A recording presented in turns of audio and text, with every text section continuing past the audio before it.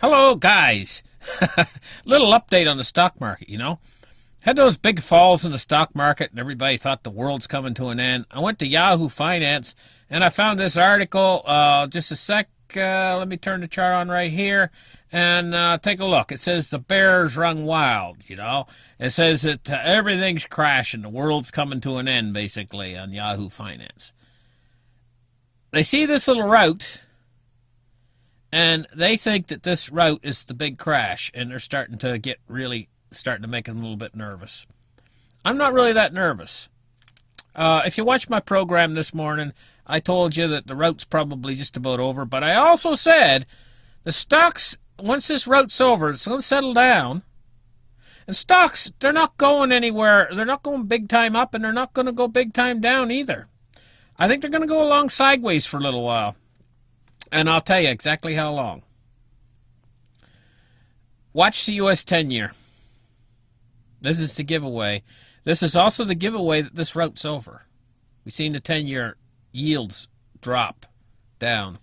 They're getting down near into the twos again even. Let me see. I'm not going to look it up right now, but I know that they dropped significantly down from, they touched 3.25%.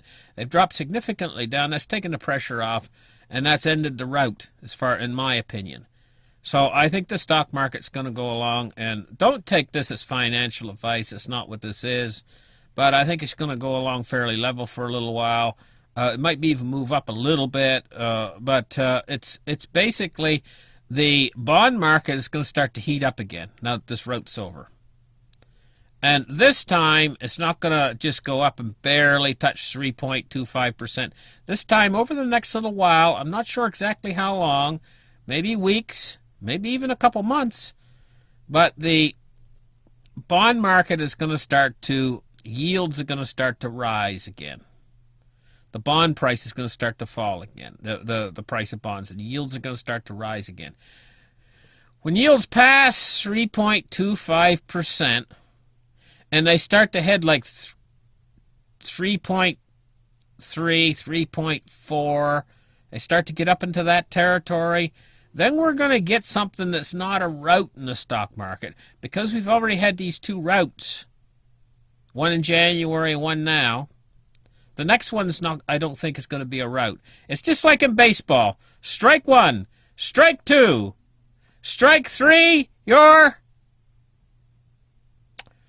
crash time. The next one. This is one I think that's going to yield the crash. I mean, I could be wrong about this. We could be entering. They might be right. We might be entering into the crash right now. I mean, that the bears are raiding Wall Street. But I'll tell you what I think. I think that this is just settling in and getting ready for the crash. It's creeping up on us, and the crash is coming a couple months out. I'm going to say I'm still thinking before the end of this year. But it has delayed longer than I thought, I have to admit. I mean, I thought all this would be coming a bit sooner. It's taken a little bit longer. Now, these other guys out there, they thought it was going to take a lot longer, and it's coming sooner for them. So we're all basically forecasting the same thing. Even the professional, the really college-educated Harvard guys, these guys that are out there that's been through school until they're 30 years old, they see the same thing, but they figured it was going to be like in 2024. And then they come on and said, oh, 2022. And then now they're saying 2020. They're moving their date up a lot. Now me, I'm having to move my date too, because I said that it was coming probably this summer. Well, it's made it past the summer. Now we're in the fall. And it still looks like it's a couple months out yet. But so I'm having to move my date up. They're having to move their date back, but we're all agreeing on the same thing. Stock market crash coming, guys. And this is going to be a wicked one. It's going to be one like you've never seen in your lifetime because of all the expansion of credit out there. So this has been your little update on it. We see in the stock market start to settle back down again now. It's going to find its groove again. And once it finds its groove, these guys is putting out all this information about bears and everything else, and they're worried right now. They'll settle back down too, and then they'll start going back to being bulls again, and start giving you bullish sentiment about the stock market, telling you to get your money in there.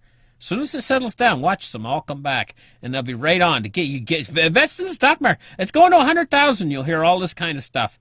Get in there while you still can, and all this kind of stuff. That is bad advice, because I'm going to tell you what, we're facing down a doozy of a crash. You should start thinking about your own personal portfolio. You should start thinking about, if you haven't got it now, an investment in physical metals.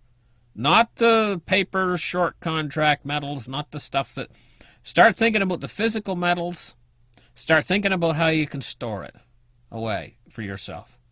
I'm going to tell you what, this crash might be so bad that if you've got it stored away with a vaulting company, you might lose it, because these vaulting companies are all connected to the banks.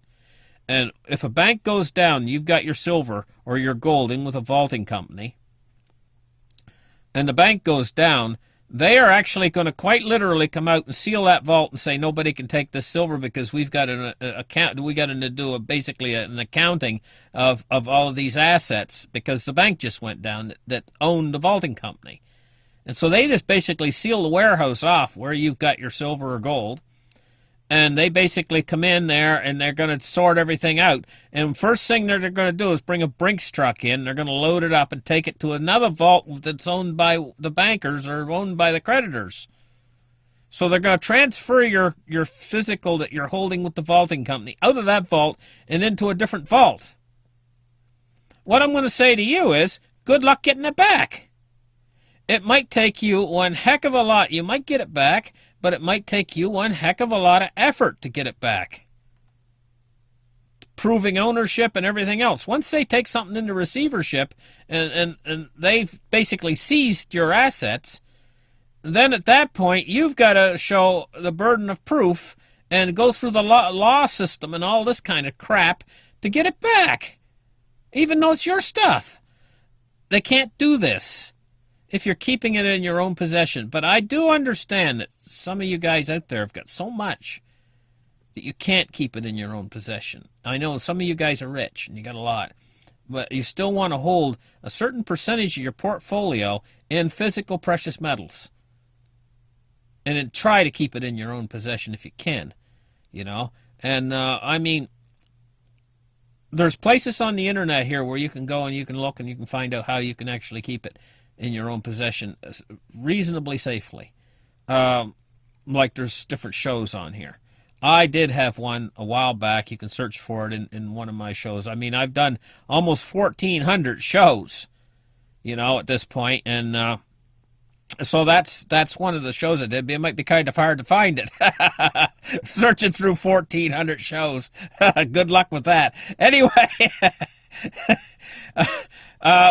this little route I think is over. But also with physical precious metals, it wouldn't be a bad idea for you guys, if you're rich especially, to just start playing with the cryptocurrencies a little bit, because they're going to go up massively high. I'm going to tell you too, you know. In the end, that's my belief on it anyway, along with precious metals. I think what's going to really die is anything that's connected to the dollar, and this includes all dollar-denominated assets. Everything that's in paper is going to go down the toilet hole. So this has been your little update on the market. Now, keep your eye on that bond market. Keep your eye specifically on the U.S. 10-year. Watch it start to creep up over the next few weeks. Bit by inch, it's going to start inching its way back toward 3.25. And then this time, it's going to pass 3.25. As soon as it passes 3.25, guys, then we're ready. We're locked and loaded. We're ready for the big crash. It could come any time then as the bond yields start to creep up past 3.25. I'm going to suspect that they're going to get up. I think they're going to get up closer to 3.5 before we really get it in the chops.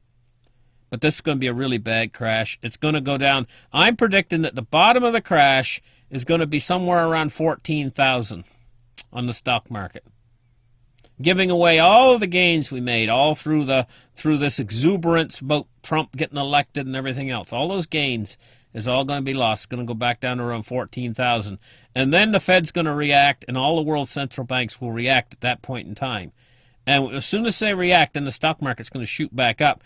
But it's going to be priced in dollars that are losing value extremely rapidly at that point. So the stock market will rebound once it goes down below 14,000. And we're in for one heck. Then, after it bottoms out at 14,000, then we're in for the bull run of history in the stock market. A monster of a bull run. That's what we're in for when the economic recovery comes during that bull run that's coming. That's in our future, though. That's after we go through this crash. We got to go through the crash first before we're going to get to the bull run. So listen, thank you guys for listening. Like and subscribe, and we'll catch you in the next show. Probably sometime this weekend, probably Sunday will be the next show. Bye-bye, guys.